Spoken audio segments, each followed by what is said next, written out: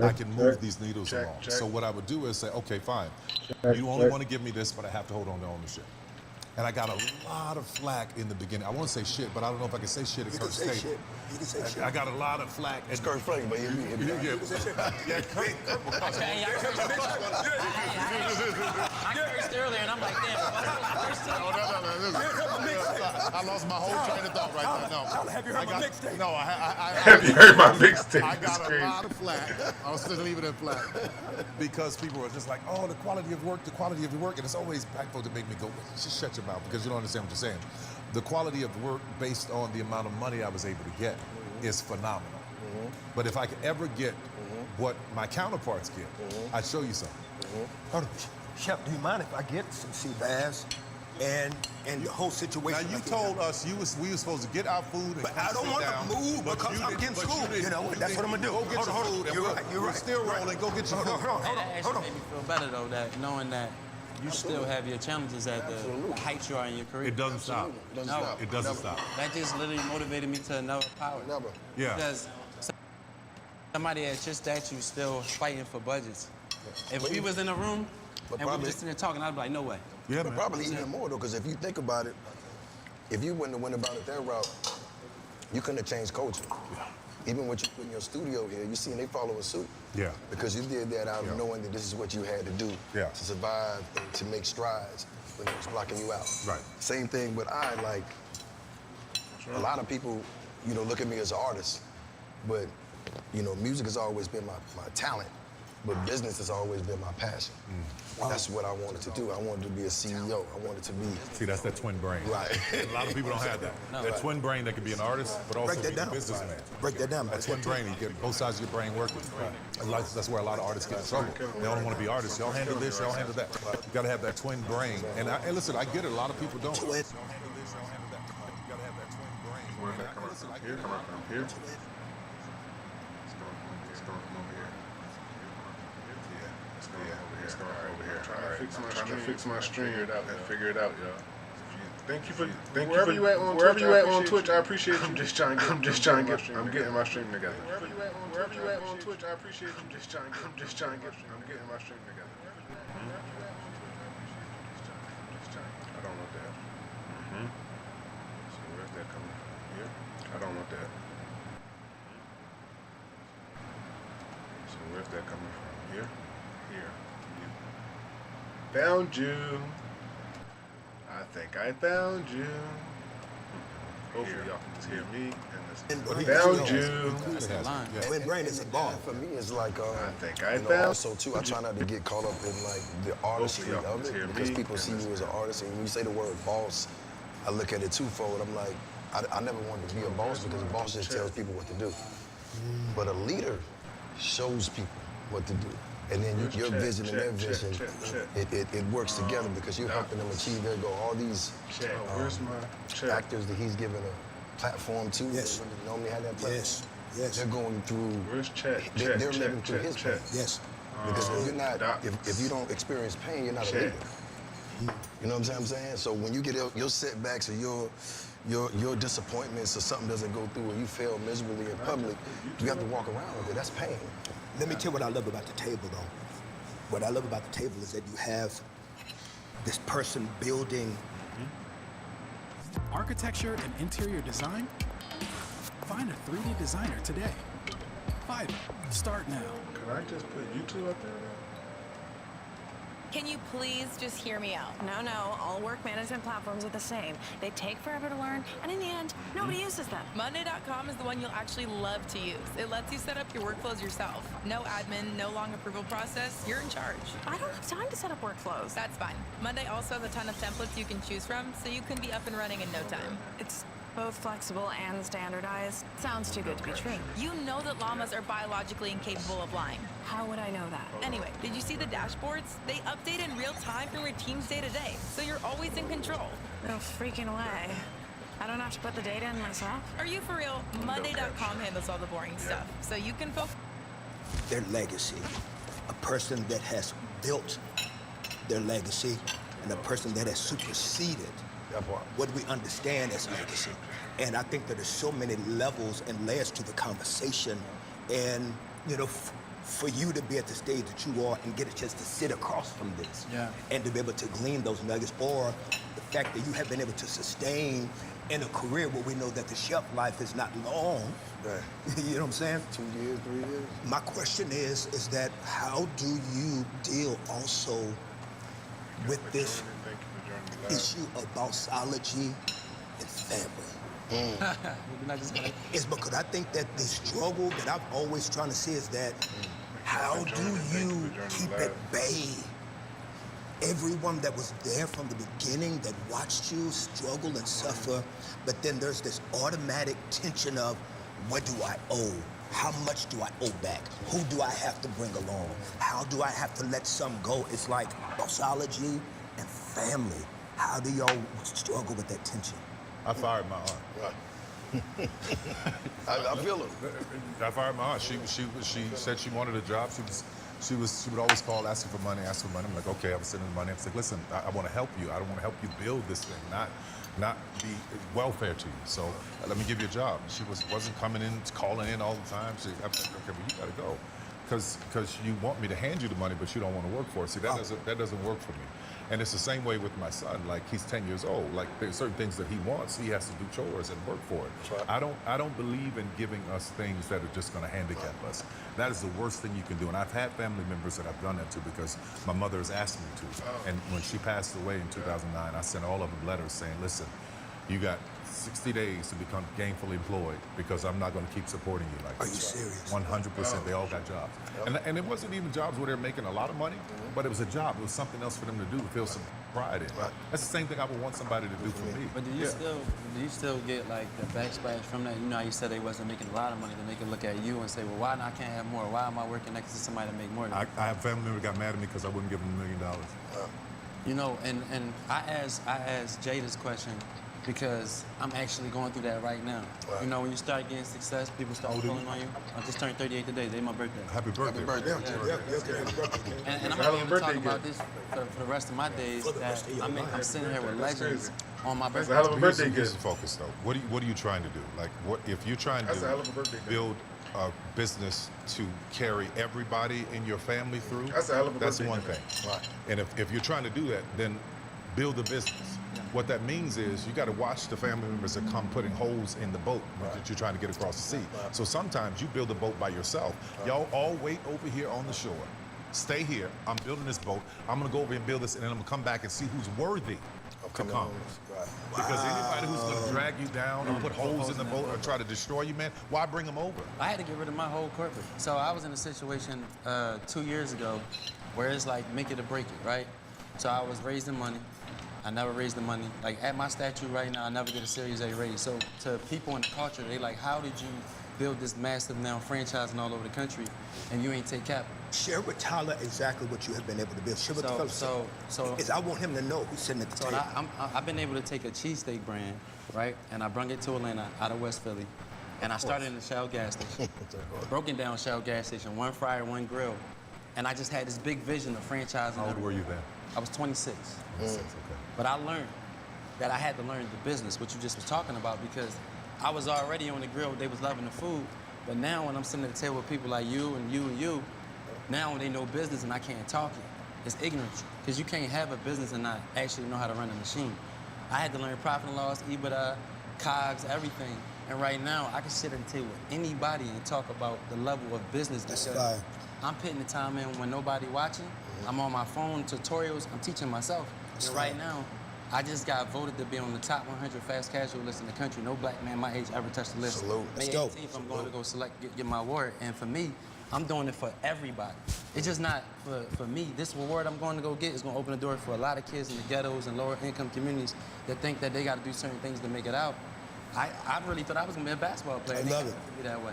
I love it. Here's the power, a lot of power in what you're saying. But for me, hearing you, I started at 26 and you're 38, people think then this Instagram life is, I'm supposed to have it tomorrow. Yes. I'm supposed to have it tomorrow. They want to put the time in. That's been 12 years of grinding. Yes. And it's been all of those years of learning and educating yourself. See, a lot of us as black men, I couldn't call my father or my uncle and go, hey, I just made $1 million, what do I do? If you still here watching nobody from talked to us Twitch, about taxes. comment in the box. We didn't have the I knowledge. see it. Please. So now, looking at a 38-year-old black man who is getting the knowledge to be able to pass on to his kids. Yes. To be able to, and I see you even lecturing to people as you travel, telling them like, this is how you do it. When this deal with Still Ryan here Coogler, watching from everybody's talking about Twitch. the Drop a Simmons deal, comment oh my God, in the you got box this so I can amazing see if deal. I see it. Please. Listen, I called that brother up, as I did a lot of them.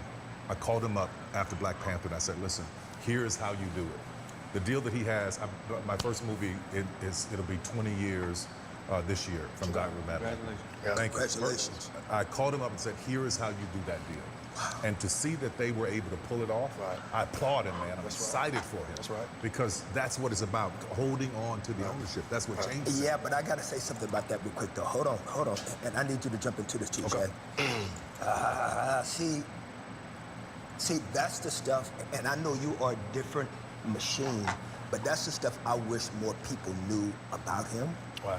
Well, he calls Ryan Coogler at that level, and he calls him without the press, anybody knowing, and says, let me hit you the game when it comes to ownership.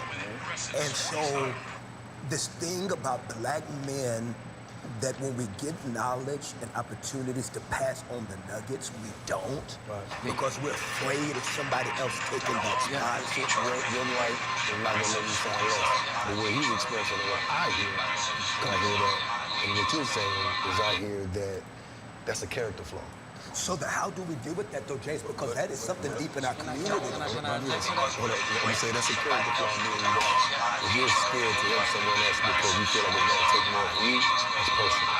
But the reason why black people are walking with Tyler, Here we go. It pops up. supporting Okay. what he's doing, because he's shown over time that he has character.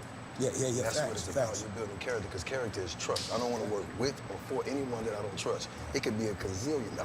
But Jay, Here how we do go. we It pops deal with up. that Okay. issue that is still very prevalent? Oh, no. When in you our deal with it, community? is you deal with people who have character. Because I don't want to be beside you or be signing your label or be a part of your business if you don't want me to win too. And that's what I said in the beginning about your visions aligning. How can I add value? That's my conversation. How can I add value? Like, what can I do for you? I respect You know what I'm that. saying? Like, we talk all the time. Share with him what you even do when you work with brands. Okay, so let me, no, I'm not installing brands. Let's talk about my brother. Okay. He's slightly a little bit younger than me. I'm still young. But if he calls me, what do I say? Let's go have dinner. Let's talk about it. Yeah, he give me a bunch of good advice though. Whatever it is, let's just have a conversation. Yeah, but what I was gonna say is, what I think it is, y'all know how like a kid get that toy on Christmas on the block. Right. They got the best toy, and your neighbor might can't afford it. Right. He's looking like, Mom, he got that skateboard. Right. They hold that mentality all the way up with the success. Because when you get it, it's like I don't want to share it because I don't want to lose it. Well, that's operating from a place of scarcity. Yeah. I'm talking about abundance. Yeah. That's the difference. You know Yeah, what but I'm saying? even when that didn't happen, it was the same thing, man. If I had the information, I just go back to Maya Angelou said, when you learn, teach. Right. And that has been what has been passed down through us for generations. They didn't want us to read. Right. They didn't want us to write. Right. They just wanted us to be ignorant and out in the cold. Right. And there's a book called The Spook by the Door, where this black man sat by the door as a slave and learned all of what the master was talking about, Yeah. and then passed it on. Yeah. So that's exactly what I feel like when we learn, teach. So Ryan's not the only one I called. I called many of them. I know. A lot of them were, but a lot of them were like, what do you want? You trying to get us to do my deal? Like, no, Scarce. I'm trying to give you the Yes, information. yes. So we're not in a room talking about Oscar so white. It won't matter because you're in power. Right. So People get insecure about when you reach out to them sometimes. And some people have, because and this is what I was going to say when I go back to character flaw. It's you can have $1 trillion. If you ain't healthy mentally, you ain't healthy spiritually, it don't matter. You're gonna operate as we see it now with what's going on in the world with the president. Like he can have the biggest idea ever. It's his character that we all looking at, Facts. going like, whoa, you know what I'm saying? It ain't about who he is, what he do, is his character. So my point in case, who he is and what he well, that point, clearly. So I'm saying character. Okay. I'll So try to since, keep clean. well, since you've gone there, hold on. Since you've gone there and kind of made that connection, let's talk a little bit about mental health then with it too. Okay.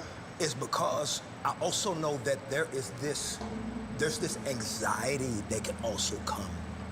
That when there's more in abundance and when you're blessed with more, or the more influence, or just the more money and opportunities, how do you also deal with the anxieties, because I know for me, one of the biggest fears, for example, I didn't get health insurance or life insurance, and I was married. I probably didn't get it until 7, 8 years after being married, which was stupid, which was dumb.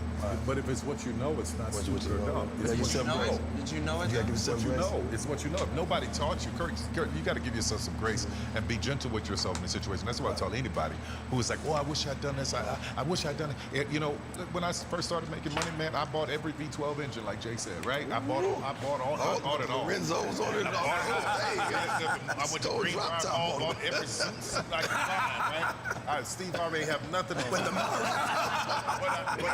I didn't know any better. But when I started to learn and realize, and I was great, one of the greatest gifts God gave me was to be able to be friends with Oprah and Cicely Tyson and Sidney Poitier, who taught me about grace and class and standing upright and what you need to make people feel when you walk into a room. When that man walked into a room, kind of you. he saw us. And that's what I try to do. I try to see us, you know? And I want you to know that we are grateful because we feel like you do see us at this table. But mental health, though. Yeah. And thank you for sharing that. Yeah. Also, too, like you said, anxiety.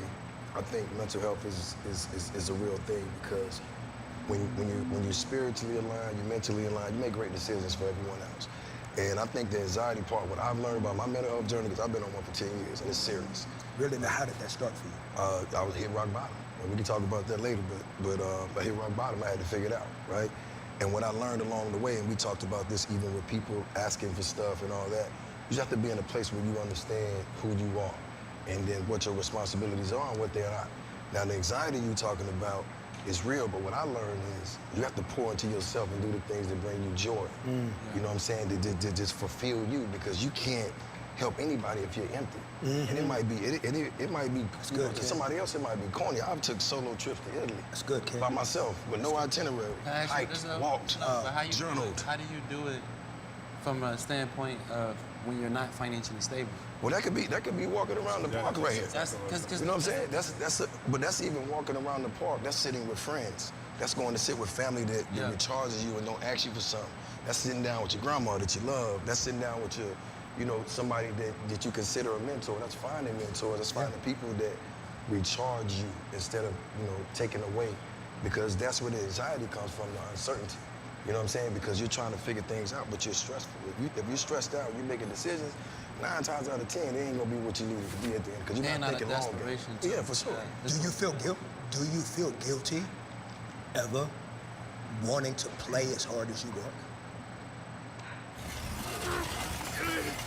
Hulu, a magnet for mayhem. We're being pulled by some huge force. Oh, wow. Would you look at that? It's coming from the awesomest place on earth. Watch the best animation together in one place. No. I want to play harder. I play really hard. I could never play as hard as I work. I'm too hard on myself. Ain't no match. Like I can literally have my everything. Like I just did 2 franchises in Orlando. Right. I came home. Congratulations. Thank you. I came home. I was home for maybe 5 or 6 hours, and I'm calling my team every 5 minutes. Right. And they like, bro, we got this. Not that I don't think they got it, but I know how important it is for these first boxes to work. Right. Because in the corporate structure where I'm at in Atlanta, I've mastered that. When I went to South Carolina, I've now mastered that. When I went to North Carolina, I mastered that. Now I'm in Orlando, and I'm like, listen, this is a whole different market, right? And if we land this right, we keep it moving. But the thing is, I can never get comfortable because I know the moment I take my hands off the wheel, somebody else driving the car. So then match this though. Match this. I want to talk about the mental health too. Yeah. Let's go back to that. Just another part of it too is I don't think that we completely understand what is happening to us with social media. I don't think we understand. Say that loud. What is we are being torn apart mentally, dogged out, especially the nigga net. The nigga net is the worst thing I've ever nigga net. The nigga net. I'm talking about the internet. They ain't got no vibes. The nigga net is punchlines. what we attack each other. We go after each other. We're constantly, and I don't know. I haven't seen another race do it as awful as we do to each other. True. So if you let all of that stuff in and never turn it off, and never turn off the news, never step back, never, like you say, go away, walk away from all of this stuff and the noise, like literally turn it off.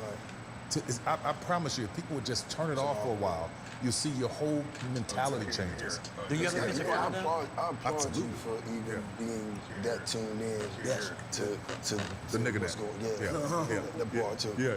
I try myself to like let my team run that and stay as far away from that as possible, because clarity to me is the best thing, and the more I'm at peace, the better decisions I make and the broader my vision is. Yeah. The more I'm able to educate myself, learn with others, pour into others, be a fixture in my community and do all these things, because, I wrote New York Times bestsellers and Congrats on that. appreciate that, and 50 million records and all this stuff, but nothing means more to me than being. Hold on, pause it. We'll get this out. Can we get that? Let's go back here. Secure, right? Let's go to restream.im.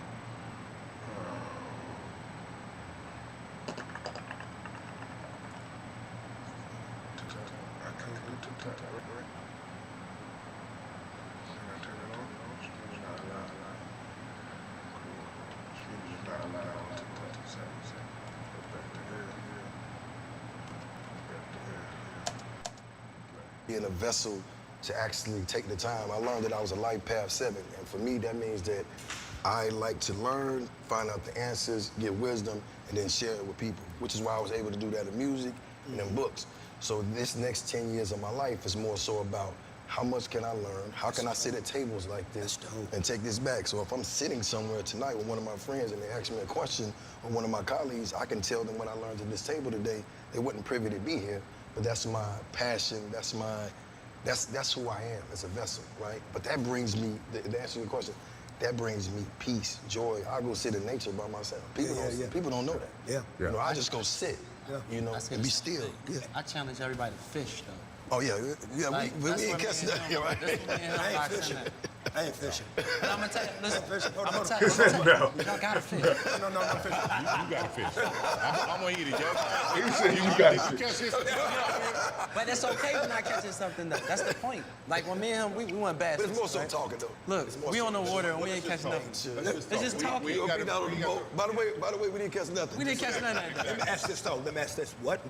What then can be done just to help somebody watching this whole fear that we know that black men have with mental health, and addressing it or speaking to it? How do we kind of deconstruct all the stigmas? So right now, I have what I call as a guy summer. I have over 40 of my closest people, like work people, business people, whatever, and we on this group text, and we all support each other, and we all get together. We take trips, golfing trips, whatever. But what I've learned is this is a safe place for me to actually say what I got going on. When I was going through personal situations, a lot of these guys leaned in. It was really there. They really told me their experiences that let me know that I wasn't alone. Even with business stuff, it's like, but I think having a safe space, because women have it. They got their girlfriends, they can go talk, but having a safe space where you can talk to them, to somebody that you can trust, and you know they're not gonna go back and say something to somebody else, but then for them to actually give you some type of intel or some type of data, because it's all data. I don't care what you're going through, it's all data. It's somebody that's been through it, that know how to get through it, but you gotta be able to say it wholeheartedly and transparently. Like, that's the safe space. Because once it comes off and it comes out, it's less stressful. But my ego gotta let me receive it, though. But see, listen, hold on, wait, let me stop right there, bro. A bad day for the ego is a great day for the soul, my brother. You feel what I'm saying? Like, that's the problem, what he's saying. It's the ego. Yeah, but the thing I is, have though, none. yeah, no, but think about it though, right? So somebody at your mentor that been through all the things that you've been through, right? Right. You take a brother right now off the street, right? For sure. And you sit and listen to this table that we're talking about. Right. He might can't gravitate to what we're talking about because he don't understand that. Somebody that's been through it, that know how to get through it, but you gotta be able to, I don't care what you're going through, it's all data. Everything can go talk, but having a safe space where you can talk to them, let me know that I wasn't alone. Even with business stuff, it's like, but I think having a safe space, because women have it.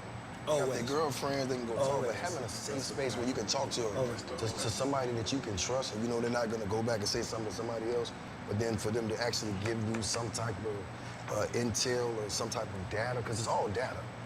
I don't care what you're going through, it's all data. It's somebody that's been through it, that know how to get through it, but you gotta be able to say it wholeheartedly and transparently.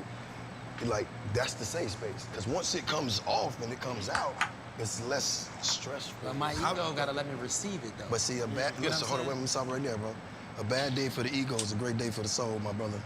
You feel what I'm saying? Like, that's the problem, what he's saying. It's the ego. Yeah, but the thing is, have none. yeah, no, but think about it though, right? So somebody at your mentor that been through all the things that you've been through, right? Right. You take a brother right now off the street, right? For sure. And you sit and listen to this table that we're talking about. Right. He might can't gravitate to what we're talking about because he don't understand that part of it because he ain't living it. So like you take for example, right? You got a guy, his main focus right now is gonna go to work, punch his clock, come home, take care of his family, right? And his kids. Right.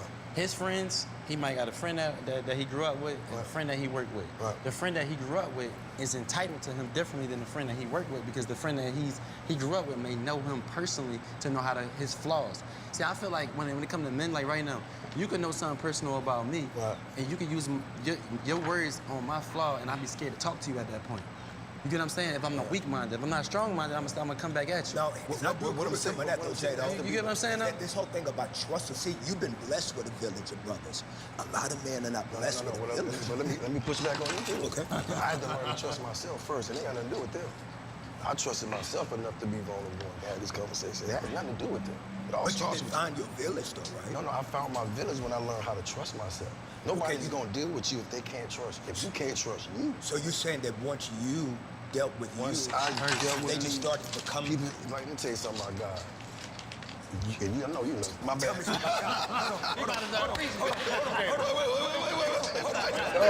said about God, Jeezy?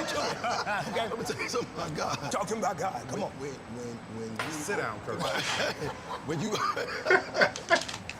I listen to him, I listen. I tell, my prayer is, God, let everything that comes from me, you be first.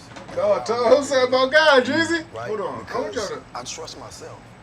I trust myself with it all. You know what I'm saying? I trust myself, and I'm not... I don't care. I know I'm smoking. I know I'm getting high right now. But you can't tell me that wasn't a God moment. For Jesus to tell Kirk, let me tell you something. Hold on. I want y'all to... God told him to say, and he, whatever he about to say, he about to preach. Let's say this. I don't care. I know I'm smoking. I know I'm getting high right now. But you can't tell me Like, let me tell you something about that God. wasn't a God moment. You know. My For bad. Jesus to tell Kirk, let me tell you something. God told him to say, and he, whatever he about to say, he about to preach. Let's say this. Talking about God, come on. When you... Sit down. He said, sit down. I listen to him, I listen. I tell, my prayer is, God, let everything that comes from me, you be first, and allow me to be me. Right? Because I trust myself. I trust myself with it all. You know, I trust myself, and I'm not, in no position where I can take care of the world, but I trust myself enough to do what I'm supposed to do for the people that believe in me, right? And I trust myself enough to know that every decision I make that is gonna involve us, I'm gonna make the best decision. So if I need to go outside of the box and have a conversation with my brother because I'm having some mental setbacks and strain, I'm making decisions for people in their future, their kids, their livelihood. So I can't be selfish enough to say that my ego is so big, I can't go talk to somebody for some help. And I've been privy enough to, and I told one of my guys just the other day, I said, yo, man, DM such and such and just tell me you want to sit down with him and have seven questions you want to take him out to lunch. I did that for John Maxwell. That man came to my house. I did that for Tony Robbins. That man called me. We had a conversation. Not to say that everybody, I'm saying I was willing to risk going out there to do that. And I did that with my brothers, but I had to trust myself first. Because if I went to them and told them half of how I feel, people say you good, yeah, I'm straight. But you're not. You're dying inside. That's the part that I was talking about. Right, but what I'm saying is the minute I start being like, man, actually, bro, this is crazy. You know what I'm saying? Let me get your feel on this one. Okay. I'm gonna throw this out there, and I want y'all to... So let me tell you about God. Forgot what table I was in. This starts shaking. What's going on? King, come on. You his son? We gotta understand that our sins and our imperfections are to the universe to help people too. For sure. So it ain't always our wins and all these things. Sometimes it's all about how bad did you lose so somebody can understand how it works. But not even that. It's the losses. Yeah, the losses. No, it's the losses that get you the data, though. Yeah. I never learned. No. So let me ask you this, okay? So let me throw this out here, and then y'all tell me, y'all just kind of deconstruct this and just give it back to me. I can impress you with my success, but I can impact you with my failures. There you go. Share with me some of those failures that you had that have been the most impactful in your life. I say this all the time. I haven't had any failures. Because everything was a game. Lessons. Not one. Because everything that I thought was a failure, everything that I thought was there to destroy me, was a wall in a maze that made me go another way. Pivot. So I hit a wall. Like, oh, okay. And now I look back on all of those moments and I go, man, nobody showed up. The show didn't happen. I was so depressed, but I thank God because it taught me, number one, that my entire journey is about leaning on Him. And God will remove every human being out of the way that you thought would help you so that you will look to Him and know this was nothing but you. And my whole life, my whole trajectory, my whole career, I can say that there's not one man. There's been great people who've been there with me and helped me here, helped me there, we built it together, but not one man was able to make everything come together. That's God. Wow. That's God. So I know people look at failures differently, but you got to change the prism on how you let it in. Oh, that didn't work out? Okay, let's move. This is what you see, because I'm just to talk, piggyback what you were saying. As a kid growing up, I'm hearing about Tyler sleeping in cars, these different things. In the Geo Metro at 6'6". That's a small one. That's a tiny one, man. Y'all too young to know what that is. No, my mom had It's half the size of the table. I was sleeping in my Chevy.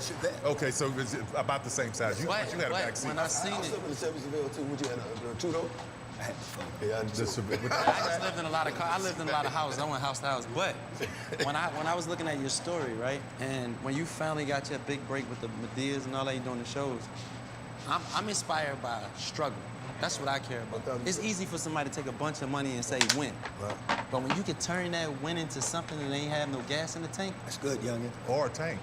or a tank. Yeah. Listen, you know what I told an individual here, billionaire. I told him, I said, listen, it was much easier for you to build your engine. No, I said it's much easier for you to build your engine than me put gas in the tank. You know what he said? Some people dream of making a difference. I put 93 in mine. And I had to think about it. It went over my head, right? And I got home. Carrying generational wealth with wealth is pressure just I not don't having. get the 93. What's that mean? So gas. He's saying like he used the 90. High octane. The high octane, right? So Been in a gas station 25 years. see, that's a level of boss. That's boss. Boston. And listen, Hold on, wait a minute. Wait a minute. I ain't been to a gas station in 10 years. It's a flex. Hold on, let's get that one more time. I ain't been to a gas station in 10 years. It's a flex. Quick trip during the pandemic. Hey, I go there all the time. And didn't know how to open a tank. So, bro, and let's ask this then. So then let's also debunk something else. Please help debunk the historical stigma that money fixes everything. Nothing. Money fixes nothing. I'll tell you something. My uncle used to tell me back in the day, like, if you, it's like being in a Rolls Royce. If you broke it, you just a broken guy driving a Rolls Royce. And one thing I learned about this, Kurt, is it's still about character.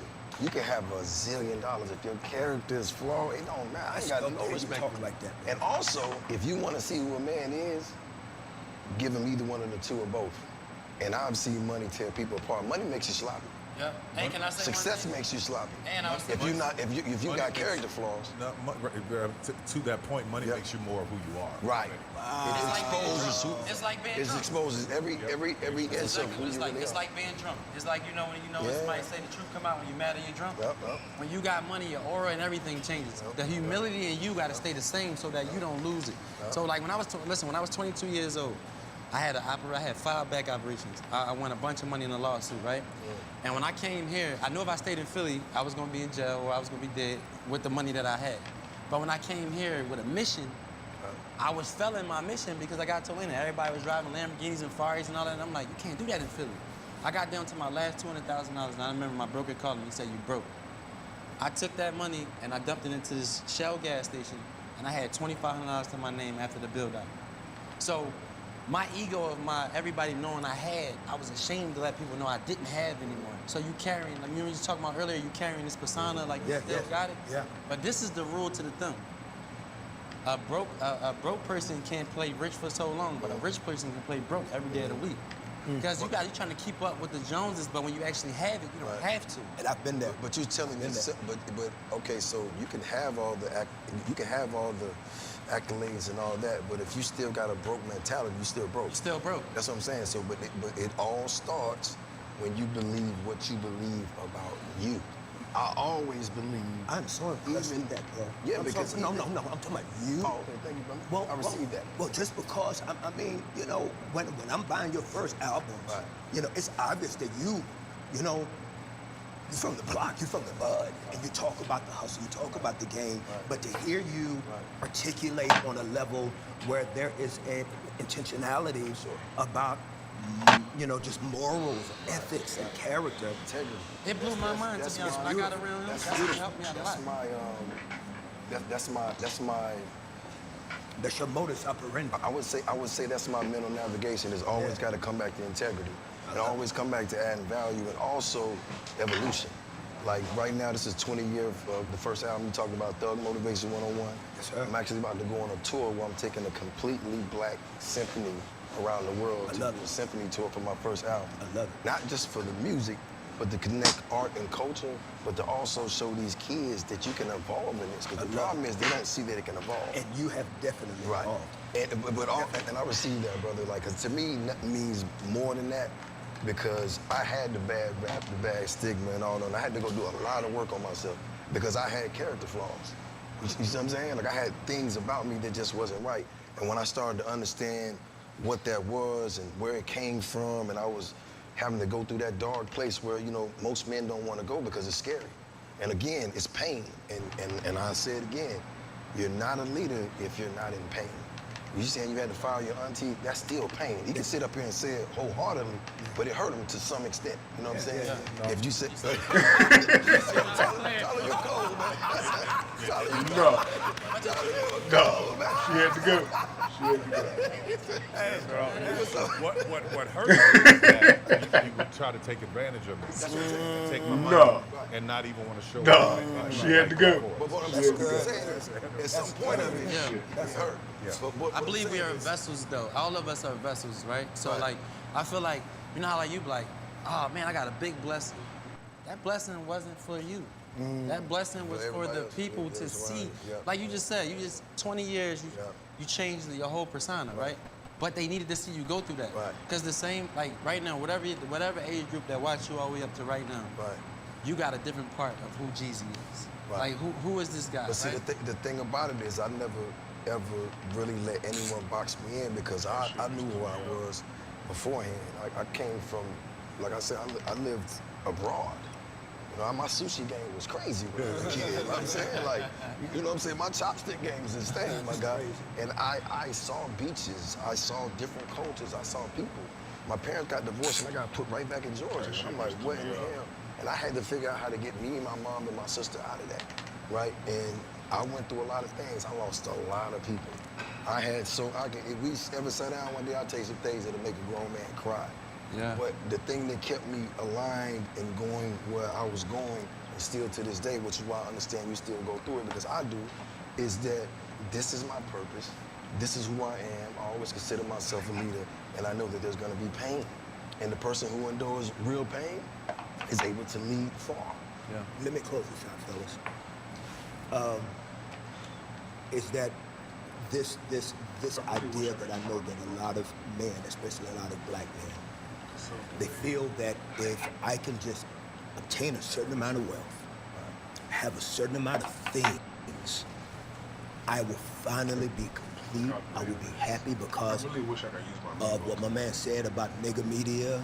And have you heard my nigga media? I gotta Google that one. Yeah. Or whatever you want to call it, and how we are living up to these images that have been, you know, they're not real images. Where's the camera? That's the Renner? I think yours might be okay. Renner. You are enough right now. No money, no nothing. You're enough. It ain't, money doesn't change nothing. I'm telling you, I'm gonna get wrong. It's good to have. Yeah, I was about to say. Because it's a tool and you're able to help your people, your culture, the people that believe in you. But it's not gonna change who you are spiritually, bro. It's not gonna change your mindset. It's not gonna change how you view yourself, none of that. It's almost like, you ever seen a person that goes in and gets these surgeries where they lose all this weight? In the back of their mind, they still think they're heavy, bro. Yeah. You know what I'm saying? It's like, it takes work to get there. It's just like, even if you got the money, from what I understand, if you're not working on your character and your soul and your spirit, you're going to self-destruct. That's good, man. You're going to implode, and everybody around you and it's great that you have the discernment to know who's really using you. Most people get to the end of their ropes and they dead ass broke, and then be like, oh, and you by yourself. And that's why people, they lose it, or they, get on drugs, alcohol, whatever, because they're trying to self-soothe, because it's a reality check. They was only with you because you was able to provide something they didn't have. I think that it never changes, because when you finally think you're there, you still want more. So like right now, I'm sitting at the table with 3 GOATs.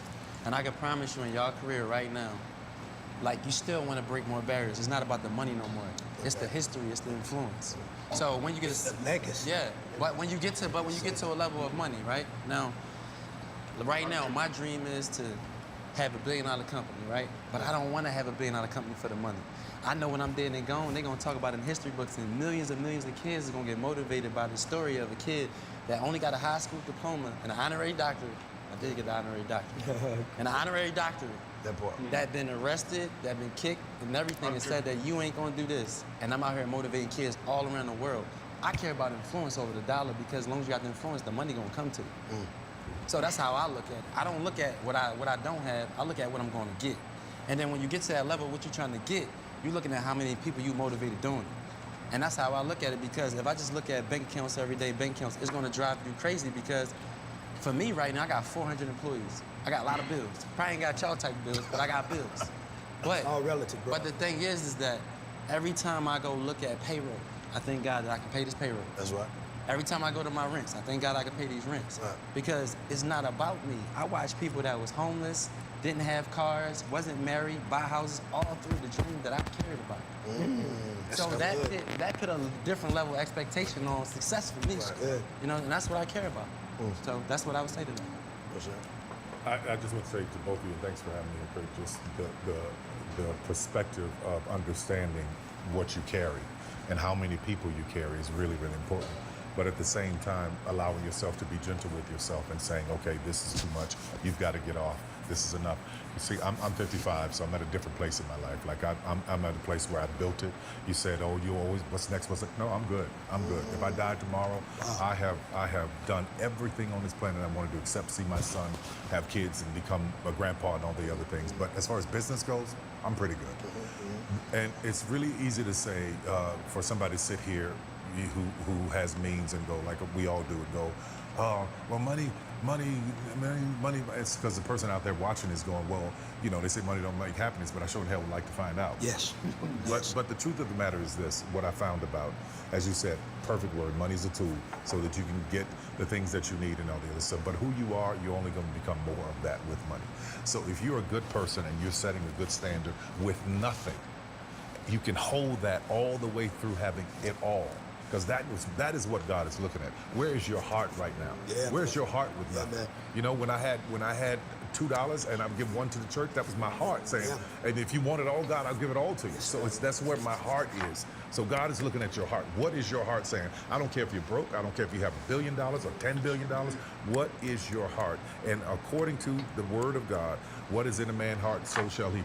Right? That's good. Yeah. So my hope for everybody who is trying and struggling, and this whole mental health thing is a real thing. I checked into a place in Arizona. I was supposed to be there a week, ended up there 3 weeks, because I had gotten to a place at 54 that I was just like, I can't take this anymore. I can't How brave of you to share that with us. though, No, man. I've been telling everybody, man, I can't hold the weight of this anymore. And I didn't even know how bad it was until I was sitting there in the therapy session and I was describing to her what most men go through. It's like, I just feel like I'm holding everything and it's just too much and it's breaking and I've got all these people dependent on me and I can't handle it right now.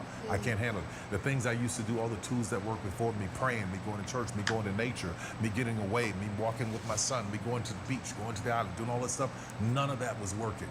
So what she explained to me in my first therapy session in my entire life, what she said to me was, look behind you, there was a picture on the wall. There's a man in a business suit with an umbrella holding up the rain, and then there's a kid holding it out in the rain, and then there's another kid with a balloon. And she was explaining to me, here is what has happened. This is everything you've just described. You're born in this world with purity, beauty, wonderful kid. Then life happens and you're out in the rain. And then you become a man and you're holding it all together. And what happens is that man starts to break. He can't handle it anymore. And you're young, my friend. Just hold on. Just hold on. It'll show up. And when it does, what she's saying, what you have to do is go back and get that child that's out in the rain. And go back and remember the child that you were born with and realize that you're all one. I just had that said to Hold. And once I got that entire fusion together of picking up the child that was a man and you hold an umbrella holding up the rain, and then there's a kid holding it out in the rain, and then there's another kid with a balloon. And she was explaining to me, here is what has happened. This is everything you've just described. You're born in this world with purity, wonderful kid. Then life happens and you're out in the rain. And then you become a man and you're holding it all together. And what happens is that man starts to break. He can't handle it anymore. And you're young, my friend. Just hold on. Just hold on. It'll show up. And when it does, what she's saying, what you have to do is go back and get that child that's out in the rain. And go back and remember the child that you were born with and realize that you're all one. I just had that said to Hold. And once I got that entire fusion together of picking up the child that was up and letting myself know that I couldn't handle it all and not trying to control everything, my whole life got better. I started not giving any stuff about That's so that real, kind of though. stuff. It'll help you. That was my. It'll help you. That was my. Find that journey little into boy that. in yourself. Yeah, because I had been through so much stuff when I was younger. Yeah. And as I got older, and that's why I'm saying that wholeheartedly. I know money doesn't change anything. Yeah. Because that was my motivation. Yeah. As long as I got it, I can get it. Yeah. I'm gonna be good. And when I got it, it was like pouring gasoline on a fire. You know what I'm saying? Because I wasn't right, and I had to go back and get that little Jay and let him know he was okay and parent him and start that journey. And I can tell you right now, I know I'm not the richest man at the table, but I'm the richest man at the table. Wow. You know what I'm saying? Wow. That's how I really feel. That's love. Lars, You know what I'm saying? For sure. last question.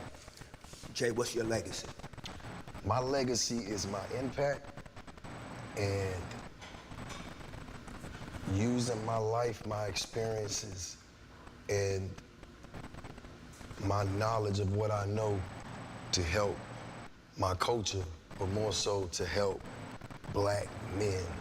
Because what I see, like, let's take the rap and everything out, and music and all that, is I see a culture of men who don't have the data that I'm privy to. They don't have the relationships that I can have. Like, not too many people know Jay-Z and Tyler. You know what I'm saying? or you know what I'm saying? Like they can't get Robin Sherman on the phone. You know what I'm saying? They can't talk to John Maxwell just on a humbug. And T.D. Jakes and Black Man and you know what I mean? You know what I'm saying? They can't talk to young brothers like Derek. And I take all that information, and not only do I give it to my inner circle and my friends, this is to anyone. Like, they'll tell you, my team will tell you, I probably send out about 30 books a month to just different people, not my books. Books that I've read, that have changed my life, or books that somebody suggested to me. And I'm like, yo, bro, what you gotta read this. Tell me what you think. And to me, that's more fulfilling than selling a record. Wow. You know what I'm saying? That's more fulfilling than being on the stage because I've probably got 3 or 4 texts since I've been here with just people saying, man, I just appreciate you taking the time to hear me out and to, you know, to suggest things. And sometimes it's just a yeah. So if you ask me what's my legacy, is how much impact can I have in this time while I'm on this earth? And how much impact can I have when I'm gone? Because I've lived full and I've died empty. You know what I'm saying? D, what's your legacy? I think my legacy is my purpose. I gotta be purpose first because I feel like if I'm chasing something just so everybody can clap and feel good about it, I'm not doing it for myself purpose. So for me, my kids, my son, he was born on the same day my father passed away. I used to spend July 6th every single year. Tears, I would get in a deep depression and everything. And then 2021, my son came on the day my dad died. So I was able to redirect what my legacy really is. My legacy is for my kids and for the people that's watching me build, but I also want people around me to be bosses. So like, I got 3 people that I gave equity to in my company that started with me in the early days, right? These was 2 of them was 2 big guys, John and Luke. I never seen myself hanging around with guys like this in my life, but they became family. So when I look at purpose and I look at legacy, I'm looking at what they can be too for their families, because that's how I create my legacy. I love it. So that's what I really care about the most. I care about my soldiers actually being able to provide for their soldiers so that they can provide more family, more wealth, more happiness. Because at the end of the day, look, I'm 38 today, but yesterday I had a dinner and I was sitting there looking, and I'm like, This is why I canceled my DoorDash subscription and switched to Cookunity. After months spending way too much on DoorDash, I got bored of eating. am I wrong for this big gap that I have with my family right now? Because the things that I used to do and I used to have fun with ain't the stuff that I do now. That's okay though. Yeah, and that's why I asked you that, because I'm like, am I feeling wrong for this? Give yourself some grace, man. I don't go to these places, I don't do these things because I know right now, people tell me all the time, why you be sitting in your backyard all the time looking at the golf course? I said, because you know why? When a black man go hang outside with nothing to do, ain't nothing but trouble. And if I fell right now, it's millions of kids my age right now and that's watching me right now are not gonna have hope no more. So I'll sit there and be okay with sitting there because I understand what I'm building. Fun to me may not be fun to you, but what I see is clarity. And I think that's what we gotta look at, the clarity of your purpose and what you wanna do in things. When you're doing stuff foggy, you're just doing it because you want your name in the media. I want purpose. Like, I done been all in the media and all these things, but I said, listen, if I was a 38-year-old white kid, right, with all these things I have going on right now, I would already be globally known, right? And I used to beat myself up. Why am I not working harder? What are they blocking me out? What am I doing wrong? Is it my tattoos? I had dreads, I cut my hair, all these things. And I say, you know what? God says the best for last. And right now, I'm having a hell of a season right now that I can't even believe I'm having. So purpose first before you chase anything else. That's that part. TP, what's your legacy? For me, it's clear. It's about all of the people that I've touched. When I'm dead and gone, like how many people did I move, that I inspired? For my 50th birthday, I had 50 friends write me letters to tell me how I've touched them or impacted them. And it's in my estate that if I'm not here, when my son turns 50, that is given to him. With the question of, are you living up to your father's legacy? So what people will forget your name, they'll forget all the things you did, but they'll never forget how you made them feel.